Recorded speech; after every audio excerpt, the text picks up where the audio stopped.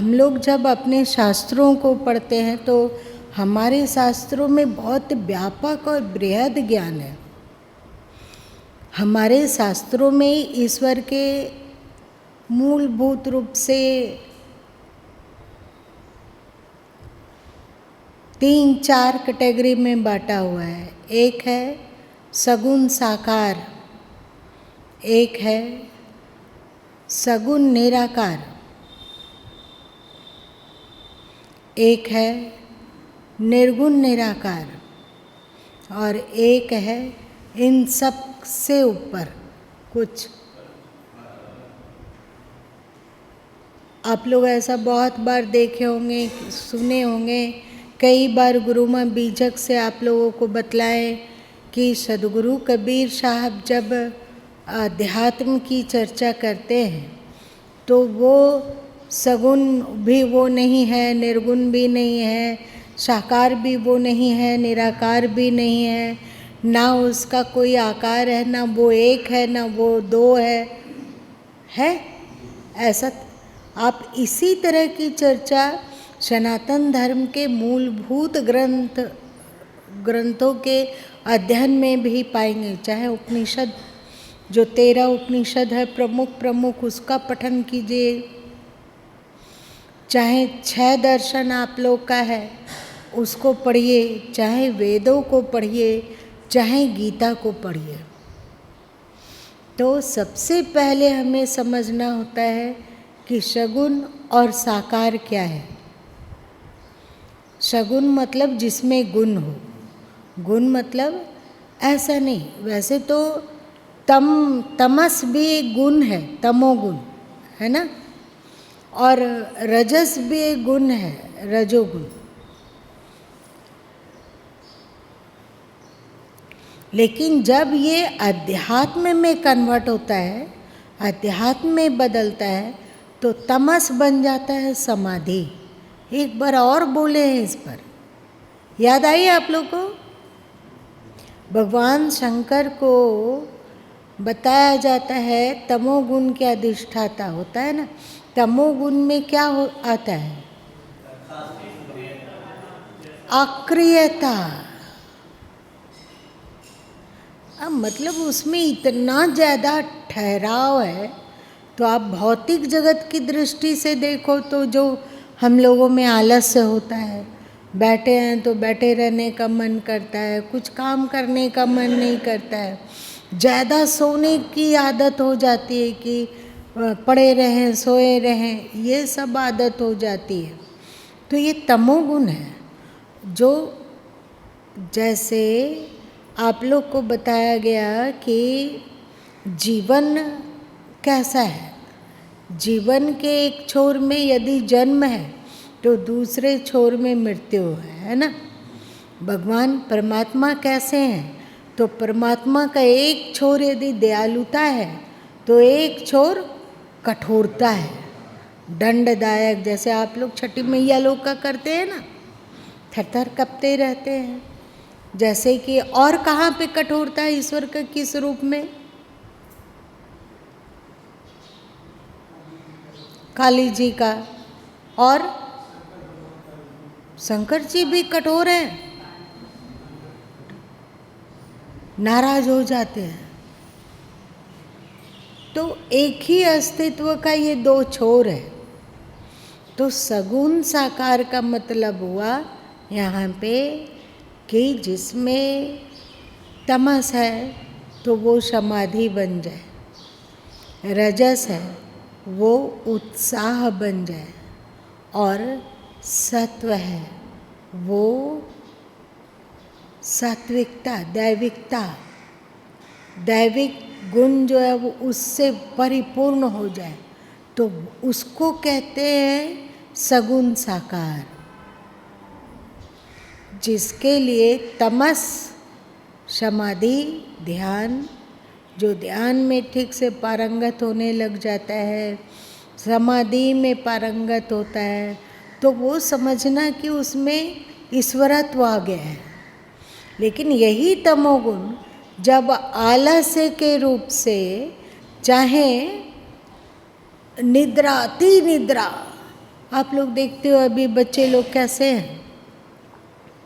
आज के बच्चे हैं, अगर शनिवार है रविवार है तो वो कितना बजे सोकर उठना चाहेंगे? यदि कोई जॉब कुछ नहीं है तो 10 बजे, 11 बजे, 12 बजे, 1 बजे। इन लोग को क्या बोला जाएगा? ये पूजनीय नहीं है क्या? इनमें तमस, निद्रा और आलस और जाहिलता के रूप में प्रकट हो रहा है, इसलिए ये पूजनीय नहीं है। पर तमस जिनमें ध्यान है, जो जिस कार्य में करते हैं वो पूरा दक्षता के साथ वहाँ पर उनका होश है, पूरी होश में वे रहते हैं। होश के साथ अगर बैठे भी हुए हैं तो होश है, किसी कार्य में लगे हुए हैं तो एकदम दक्षित हैं। देखने में लगता है कि तुम लोग को समझ में आ रहा है गुरु माँ क्या बोल रहे हैं? बिल्कुल होश के साथ वो कहीं भी हैं, दक्षित हो गए हैं। तो ये ऐसा समझना कि उसमें सगुण पूजनीयता आ रही है, पूजनीयता आ रही है। और रजस क्या है? उत्साह। जब जो महापुरुष जब कार्य करने लग जाते हैं तो उनमें तमस छूटा नहीं है, उनका होश बना हुआ है, पर उनके कार्य में इतनी सक्रियता है, त्वरितता जिसको कहते हो, त्वरितता, इतनी अधिक त्वरितता है, इतना अधिक उस एक तरह तो क्वालिटी है होश के कारण। होश क्या है? देखो, पकड़ने की प्रवृत्ति तमस होता है। तो अब रजगुण और तमगुण कैसे दैविकता में परिवर्तन होता है। कोई महापुरुष ऐसे भी हैं जो, अब ये एक मान लो एक पैलेस है, यहाँ से वे निकले, यहाँ से वे चल रहे हैं, 2 कदम आगे बढ़ाए, 2 कदम के इधर क्या है उधर क्या है, इससे उनकी दृष्टि पकड़ रही है। मेरी बात समझ रहे हो? क्या समझे जरा बताओ। एक तरफ से उनकी दृष्टि पकड़ रही है जो बता रहा है कि उनमें तमस बिल्कुल प्योर रूप से प्रकट हो रहा है, समझे? और दूसरे तरफ वे बढ़ भी रहे हैं। बढ़ना क्या है? क्रिया है, तो ये रजोगुण है, तो वहाँ प्योर तमोगुण है, प्योर रजोगुण है, उनमें उत्साह है, सक्रियता है, लेकिन साथ साथ में उनकी दृष्टि पकड़ भी रही है। मतलब वे होश के साथ एकदम सजग हैं कि कहाँ बढ़ रहे हैं, और साथ साथ में दृष्टि आसपास क्या है क्या नहीं है, कहाँ गलत है कहाँ सही है, सब कुछ का उनको भान है। ये होश, परम होश तमस का शुद्ध स्वरूप है। उत्साह ये रजस का शुद्ध स्वरूप है, उत्साह। और रजस का अशुद्ध स्वरूप क्या है? चंचलता। आप बैठे हुए हैं तो बेमतलब कुछ उजली खुजली नहीं है। आप लोग एक बार देखना अपने आप को, यहाँ पे आप सत्संग में बैठते हो तो कम से कम 1 घंटा तो लगता ही है, 7:30 से लगभग 8:30 तक, और थोड़ा सा ज़्यादा लग जाता है। तो आप देखिए कि आपको कोई कान खुजला नहीं रहा है, पर तेरे गाल में क्या हुआ था जो तू अभी हाथ ले गया? क्या हो रहा था? तो आंख बंद करने से ऐसे करिए तो खुल गया आंख। ये तो बहुत ही अच्छा ट्रिक है, नवीन खोज।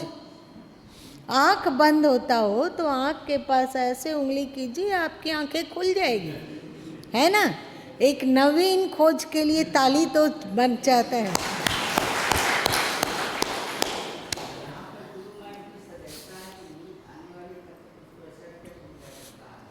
देखिए क्या है ना कि हम लोगों में जो सक्रियता होती है वो बेहोशी में है, वहाँ होश नहीं है। देखिए अभी फौजी जी अपना हाथ उठा के आंख पोंछ लिए, क्यों पोंछे?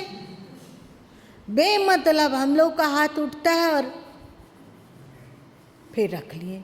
कोई मच्छर उच्छर कुछ नहीं काटा था, काटा था क्या? तो हम लोग का जो रजोगुण है वो मूर्छा के साथ है, मतलब अशुद्ध है, वो पूजनीय नहीं है। मान लिया जाए कि हम लोग अभी इस तरह बैठे हुए हैं, कई बार तुम लोग को बता चुके हैं कि पैरों की उंगलियां बंद हो रही है और खुल रही है, ऐसा होता है। ये बेहोशी में हो रहा है और ये अशुद्ध तमस है। और जब ये होश पूर्वक होता है तो शुद्ध तमस है। जैसे ही तमस शुद्ध हो जाता है वैसे ही वो पूजनीय हो जाता है। रजस है, हम लोग के शरीर में हलचल रहता है, कभी ऐसे होंगे, कभी ऐसे हो रहे हैं, कभी पैर कुछ हो रहा है, कभी हाथ कुछ हो रहा है, ऐसे उठ रहा है, कभी कुछ हो रहा है। देखो अभी गुरु माँ ऐसे किए, ये दो तरह से हो सकता है, एक होश पूर्वक और एक बेहोशी में। अगर बेहोशी के साथ हो रहा है तो ये पूजनीय नहीं है, मतलब ये धर्म का हिस्सा नहीं है। यदि जो बोला जा रहा है उसमें विशेष रूप से आपका जुड़ाव हो जाए, इसलिए हाथ उठाया जा रहा है।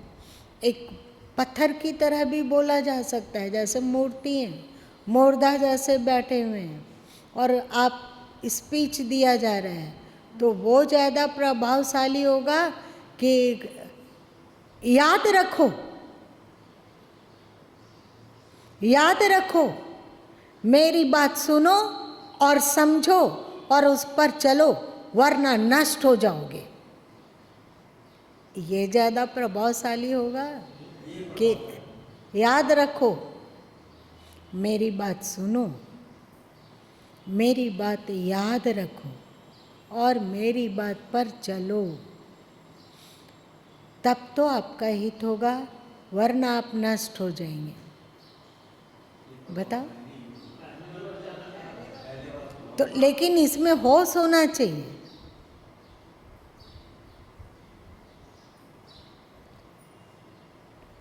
तो रजस जब अपने शुद्ध रूप में होता है तो पूजनीय हो जाता है, तमस जब अपना शुद्ध रूप में होता है तो पूजनीय हो जाता है। जब तमस अपने अशुद्ध रूप में रहता है तो वहाँ पूजनीयता नहीं है, उसकी भक्ति करने से कुछ नहीं होने वाला है। और आप कोई क्रिया कर रहे हैं, क्रिया मतलब रजोगुण, क्रिया करते हुए भी वहाँ पर आपका होश है, मतलब शुद्ध तमस जुड़ा हुआ है, और वो क्रिया बिल्कुल परफेक्ट हो, इतना होश हो, इतना होश हो कि क्रिया बिल्कुल परफेक्ट हो जाए, और साथ साथ में उस क्रिया में अब बेमतलबपन ना हो। आप लोग बहुत बार देखे होंगे कि बहुत सारे लोग बैठते हैं तो पैर बेमतलब हिलाते रहते हैं। यदि उनको कुर्सी में बैठने दिया जाए तो पैर हिलता रहता है। बहुत सारे लोग हैं जो कि कुर्सी पर बैठते हैं एकदम स्टैचू बन के, तो वो दो तरह से बैठ सकते हैं, एक तमस आलस और निद्रा के साथ, और एक होश और समाधि के साथ। हो सकता है ना। बहुत सारे लोग का जब बैठते हैं तो स्टैचू की तरह बने रहते हैं, लेकिन क्या हो रहा है, स्टैचू की तरह कैसे बने हुए हैं? नींद के कारण, आलस्य के कारण।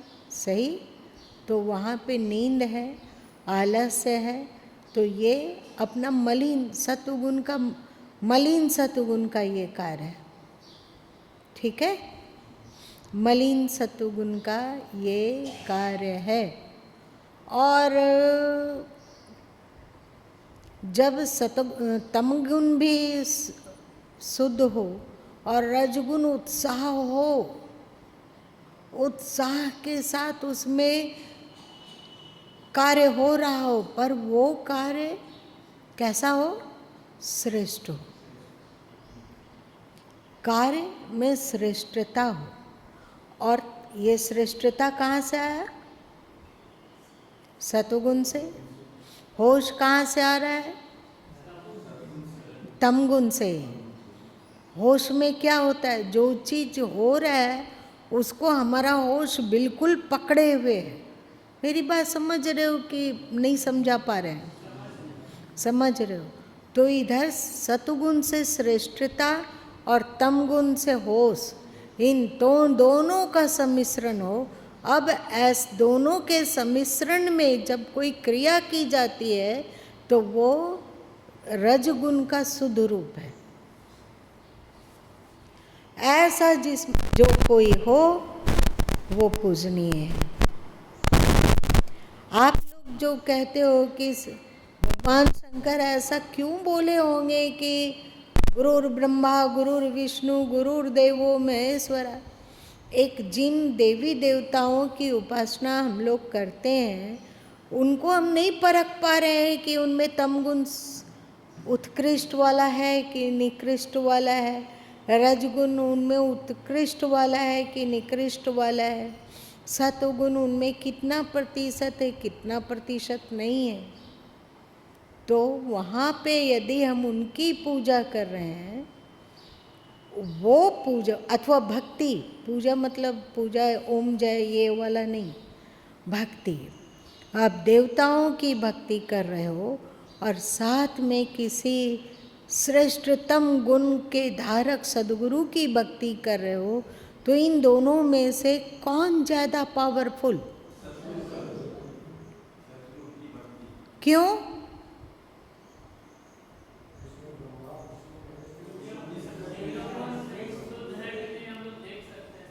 श्रेष्ठ, वे एक आदर्श हैं, वे पूजनीय हो गए।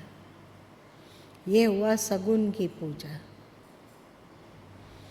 शगुन साकार में यदि जाते हो तो यदि कोई ऐसे हैं आपके पिताजी में ये गुण हैं तो आप उनकी भक्ति करोगे तो वहाँ पे आप श्रेष्ठता को प्राप्त करोगे, आप अध्यात्म के शिखर को पहुँच जाओगे। परंतु उनमें निकृष्ट तमोगुण है, निकृष्ट रजोगुण है और निकृष्ट सत्वगुण है। निकृष्ट महादेहाद्यासी है तो उनके प्रति कर्तव्य तो हो सकता है पर श्रद्धा नहीं, भक्ति नहीं। थोड़ी कड़वी बात है पर इसको देखो, इसको समझो। हम अपने पिताजी की पूजा कर रहे हैं और हमारे पिताजी महाकामुक व्यक्ति हो तो हम उनकी पूजा और उनके प्रति भक्ति करते हैं तो हमारे में भी कामुकता आएगी। हम वे महाआलसी हों, कामचोर एक नंबर के, और हम उनकी भक्ति कर रहे हैं तो हमारे में कामचोरीपन आलसीपन आएगा।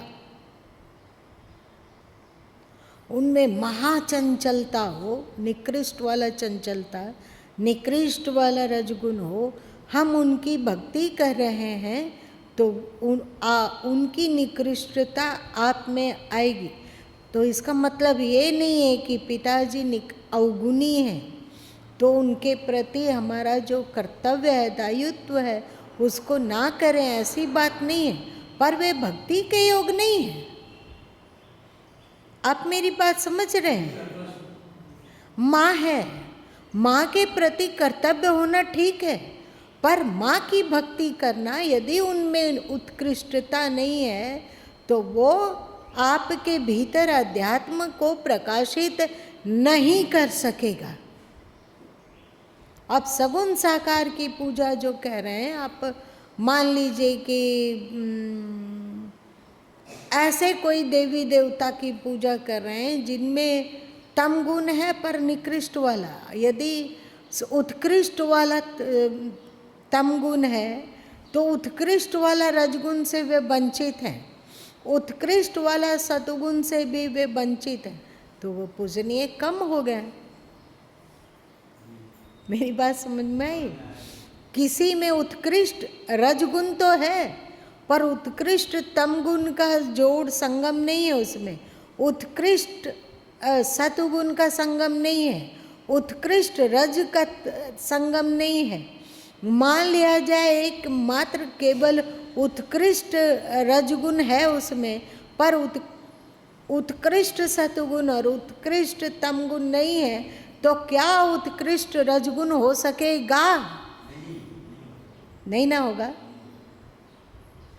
अब सगुण की पूजा आसान नहीं है।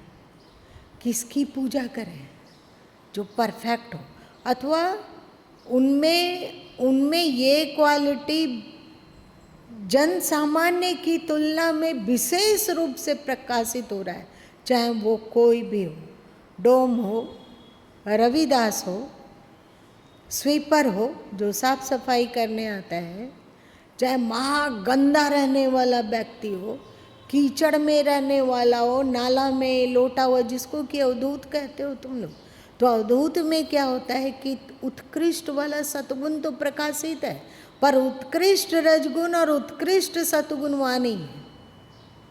क्या आप लोग कह रहे हो? मेरी बात समझे या नहीं समझे? क्या समझे? तो वो भी हमारे भक्ति के आधार नहीं है। अब ऐसा सगुण साकार को ढूंढिए जिसमें अन्य की अपेक्षा विशेष रूप से आपको दिखता है उत्कृष्ट तमगुण, उत्कृष्ट रजगुण, उत्कृष्ट सतगुण, उसकी आप पूजा कीजिए। यही सगुण साकार की पूजा है। आप उनकी भक्ति कीजिए, आप माला माल हो जाएंगे। आप उनका स्मरण कीजिए, उनके चित्त में अपने लिए स्थान बना लीजिए। दो तरह का स्थान बनाया जा सकता है, एक उत्कृष्ट वाला स्थान और एक निकृष्ट वाला। अमुक व्यक्ति, अरे वो तो बड़ा विचित्र व्यक्ति है, स्थान तो बन गया है, वो याद तो उसका कर रहे हैं, पर नेगेटिव रूप से है ना, क्योंकि उनमें नेगेटिव अवगुण प्रकाशित अधिक दिख रहा है। वे किसी को द्वेष के कारण नेगेटिव रूप से याद कर रहे हो तो फिर वो पूजनीय नहीं है। बिना द्वेष का, किसी तरह का द्वेष नहीं है, फिर भी किसी के प्रति वे सावधान है कि वो बड़ा विचित्र है, आलसी है और चंचल है, बिना द्वेष का, इस तरह जिसके बारे में वे सोच रहे हैं, तो उनके दिल में जगह तो बना। किसी उत्कृष्ट ब्रह्मवेता संत हैं तो उनके दिल में जगह तो बना, तो क्या ये दिल में बना हुआ जगह हित कर देगा?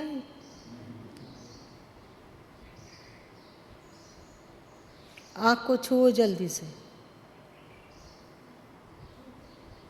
अब खुल गई? ठीक है।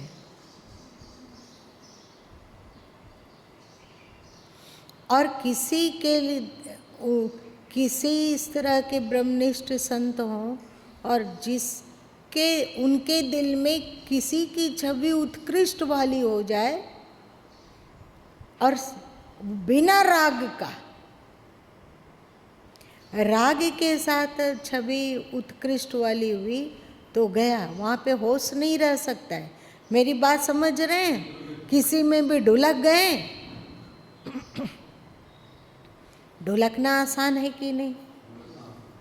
राग पूर्वक किसी को याद रखना आसान है कि नहीं? लेकिन उसका स्मरण तो उनके दिल में है, परंतु राग नहीं है। एक उत्कृष्ट बड़ा अच्छा बच्चा है, पर ये नहीं कि उसमें ढुलक गए हैं, ये नहीं कि वो अनुचित भी कुछ बोलेगा तो उसमें वे चलेंगे।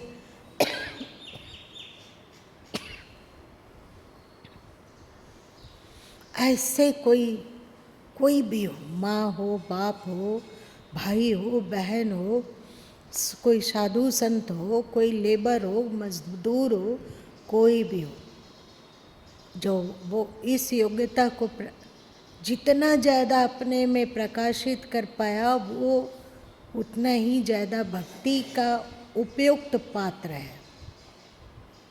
ये सगुण साकार की भक्ति है। समझ में आई? अब निर्गुण सगुण निराकार की भक्ति क्या होगी? उसका कोई आकार नहीं दिख रहा है, पर सारे गुण उनमें प्रकाशित है। शुद्ध तमोगुण, तमस, शुद्ध रजस और शुद्ध सत्व। ऐसा कौन है? ऐसा है ईश्वर। वो आप लोग कृष्ण को देखे हो? वे अपना सुदर्शन चला देते हैं तो उनका चेहरा का भाव कैसा होता है? भगवान शंकर की तरह उग्र, कठोर, बड़ी बड़ी आंखें वाला, या कैसा? शांत, अजीब है। वे मुस्कुराते हुए भी अपना सुदर्शन छोड़ दिए, क्योंकि वे किसी को दंडित तो कर रहे हैं पर वहाँ द्वेष नहीं है। क्या क्वालिटी है? वो निर्गुण निराकार, वो सगुण निराकार जिसमें जो सब कुछ कर रहा है। रजस, सृष्टि हो रहा है, प्रलय हो रहा है, कहीं जन्म हो रहा है, कहीं मृत्यु हो रहा है, अजीब वो बना के रखा है यथा स्थिति। इस बीज से इस तरह का फल निकलेगा, इस मिट्टी में ये चीज़ अच्छा होगा। अभी गर्मी के दिन में पीला पीला कांटा वाला फूल खिलता है ना, उसको देखो ही एकदम मन मुग्ध हो जाता है। क्या ऐसा लगता है कि भगवान सोना बिखेर दिए हों। उसके फूल कितने सुंदर हैं और साथ साथ में कांटे भी हैं। क्यों भगवान ने सुंदर फूलों में कांटा भर दिया? कहीं आप मुग्ध ना हो जाए उस फूल में और उसको हमेशा नोचना तोड़ना। हम लोग पसंद जिसको करते हैं उसका यही करते हैं, शोषण। तो वो सगुण निराकार परमात्मा कैसा है? दयालु है। परमात्मा कैसा है? पालन करता है। परमात्मा कैसा है? परमात्मा सृष्टि करता है। परमात्मा कैसा है? वो संहार करता है। उनमें दया है, क्षमा है, भक्त वत्सलता है, धैर्य है, प्रेम है, और भी अनेक गुण है। वो जो कर रहा है वहाँ आसक्ति है या नहीं है? बिल्कुल न्यूट्रल होकर वो कर रहा है। सही? आसक्ति कौन करवाता है? आसक्ति माने उसको पकड़ना, आसक्ति मतलब वहाँ ठहर जाना। तो परमात्मा जो सृष्टि कर रहे हैं, पालन कर रहे हैं, संहार कर रहे हैं, क्या वो राग द्वेष से कर रहे हैं? कुछ नहीं। तो वो हो गए सगुण निराकार, उसका उनका कोई आकार नहीं है। हम लोग जब जाप करते हैं ओम, अथवा जो सदगुरु कबीर साहब कहें कि भजिए निर्गुण राम को, सगुण राम जो सृष्टिकर्ता ईश्वर है, निर्गुण राम जो सृष्टिकर्ता से भी परे है। उसमें कोई गुण नहीं है, ना दया का, ना क्रोध का, ना प्रेम का, ना नफरत का, ना शांति का, ना अशांति का। उसको कहेंगे निर्गुण निराकार।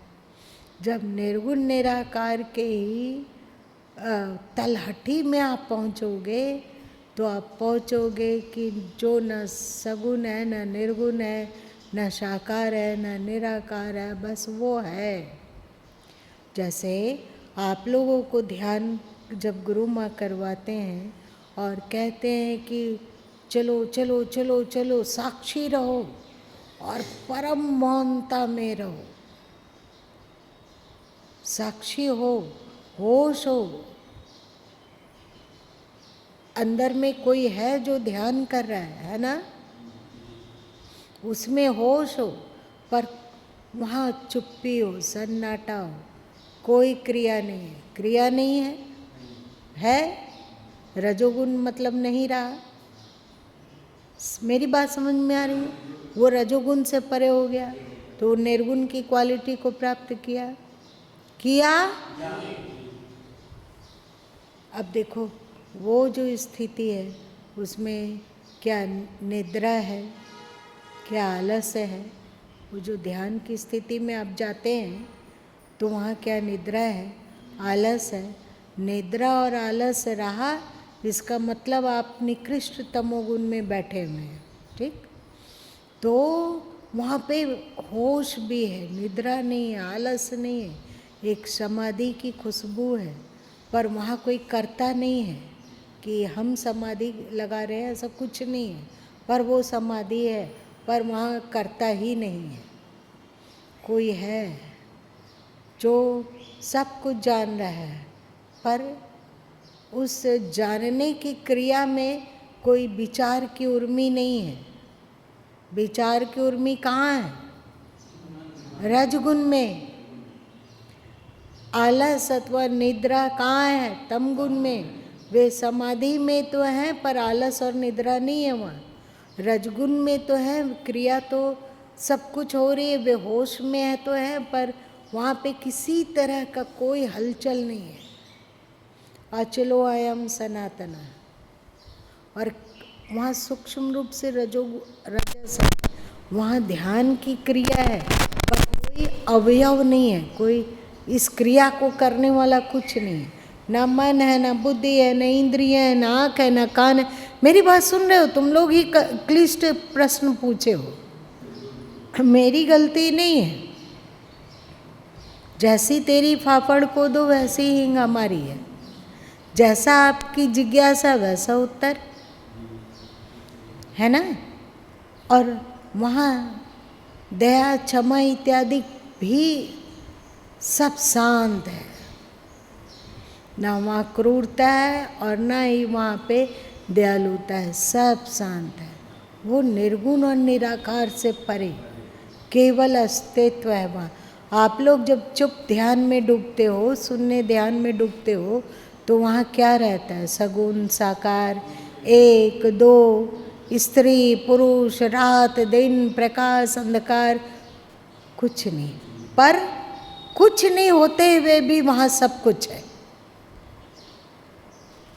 सही? उस स्थिति में हम जाते हैं तो जो निर्गुण निराकार, सगुण निर्गुण साकार निराकार से परे जो अस्तित्व है, उसमें हम छपाका लगाते हैं और हम वही होते हैं जो सदगुरु कबीर साहब कहें कि लाली देखन मैं गई, मैं भी हो गई लाल। तो उस स्थिति में जब हम लोग जाते हैं, जब कोई इंद्रिया कुछ नहीं कर रही है, मन कुछ नहीं करे, बिल्कुल अक्रिय है, पर अंदर में कोई है। होता है या नहीं? होता है। और जो एक बार याद है 5-7 मिनट और ले तो ये प्रकरण पूरा कर लेंगे, नहीं तो ये छूट जाएगा, तो फिर नहीं बोल पाएंगे, मतलब फिर उसका कोई आवश्यकता नहीं होगी। याद है एक बार आपको अब बताया गया था कि आत्मा के गलियारे से गुजर कर ही कोई ईश्वर तक पहुंच सकता है। याद आई? अब बताओ कि आपके भीतर जो चेतन तत्व है, जो उसका स्वरूप क्या है? परम होश, सत्य, चित। चित मतलब ज्ञान, ज्ञान, और आनंद मतलब शांति। और एक विचित्र स्थिति का शांति से सरोबारता। ये कौन है? हमारी आत्मा भी ऐसी है, परमात्मा भी ऐसे ही है, ठीक? अब आत्मा के गलियारे से आप परमात्मा तक पहुँचोगे। इसका मतलब है कि अब देखो, अब आपका मैं, आपका चेतन, आपके भीतर जो जानने वाला जाननहार है वो गुम हो जाए, वो गुम हो जाए तो क्या आप ईश्वर को जान सकोगे? वो आप नहीं रहें, मतलब आत्म तत्व ना हो तो क्या आप जान सकोगे उस परमात्मा को? ठीक से देख कर बोलो। तो फिर परमात्मा ही नहीं है। आप यदि नहीं हो, अंदर में जाननहार चेतन तत्व नहीं है, तो परमात्मा के रहते हुए भी वो हमारे लिए नहीं है। मेरी बात समझ में आ रही है ना?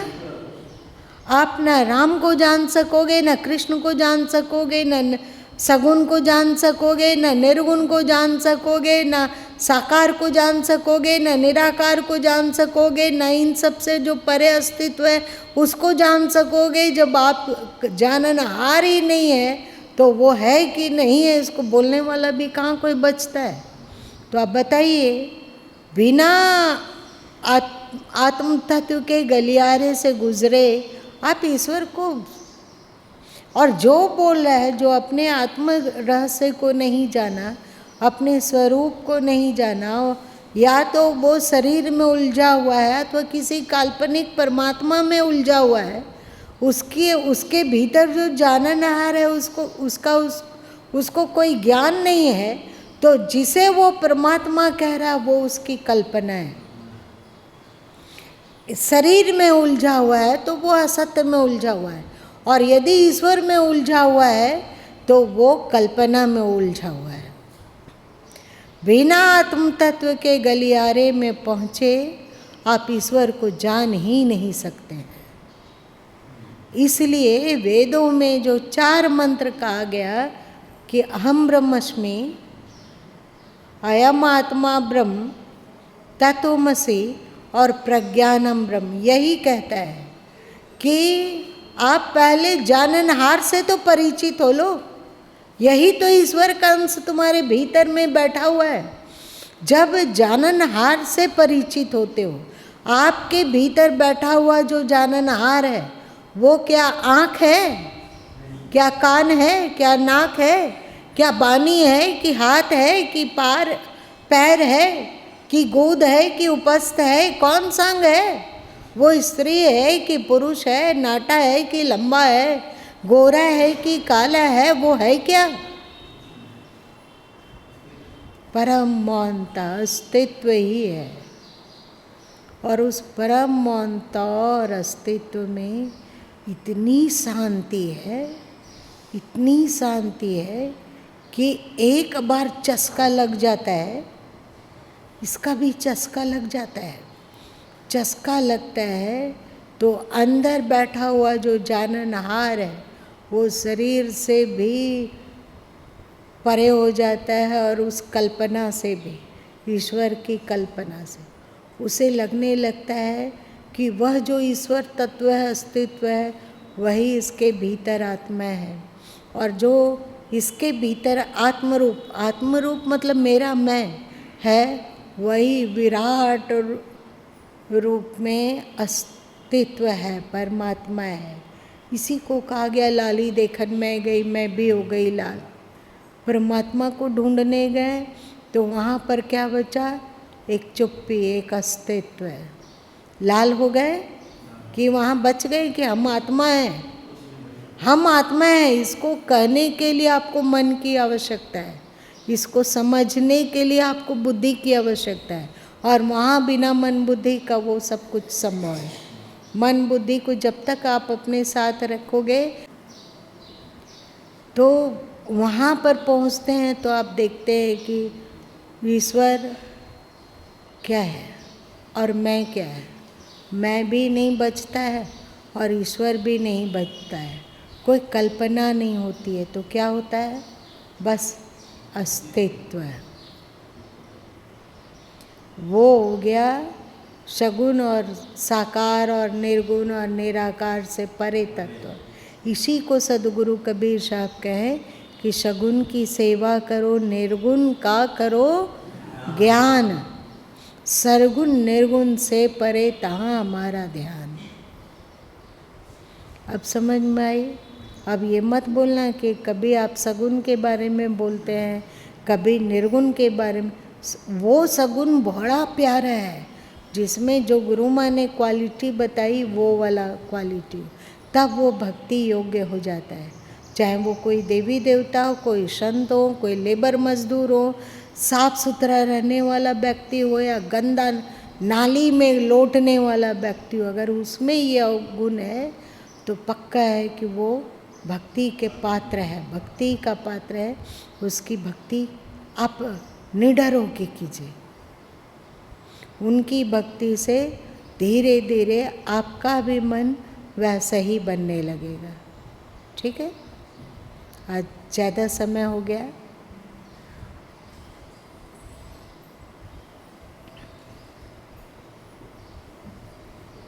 ऐसा तो नहीं कि लगने लगता हो आप लोगों को कि बाबा अध्यात्म बड़ा क्लिष्ट है, इससे दूर ही रहें वही अच्छा है, ऐसा तो नहीं लगता है।